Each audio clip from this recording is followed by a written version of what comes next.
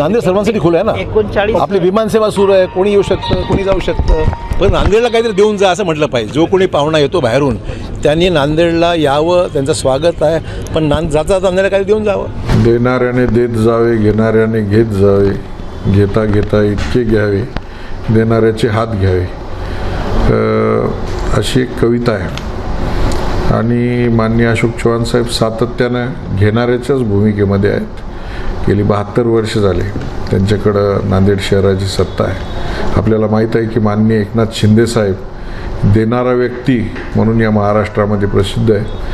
आणि 2.5 वर्षामध्ये त्यांनी त्यांच्या कामाच्या माध्यमातून जो काय ठसा उमटवलेला आहे आणि त्या माध्यमातून 60 आमदार त्यांनी निवडून आलेले आहेत. जो माणूस देत असतो त्याच्याकडेच लोक येतात आणि एवढा लोकांचा जो आशीर्वाद आहे तो त्यांना लाभलेला आहे, म्हणून हे 60 लोक निवडून आले.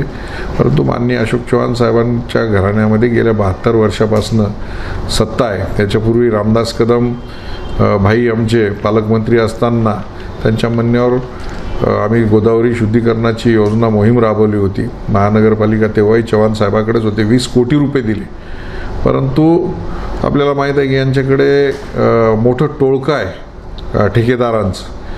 नांदेड शहराला कितीही पैसे आले, कधीही बघा नांदेड शहर हे बकालच आपल्याला दिसतं. हे टोळकं सगळे पैसे फस्त करतं.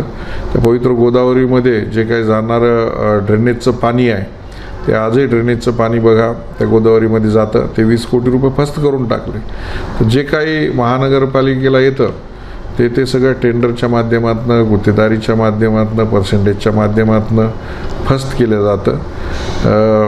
परत ते काही फस्त करण्यासाठी मागणी होती का काय असा मला त्यांना सवाल करायचा आहे.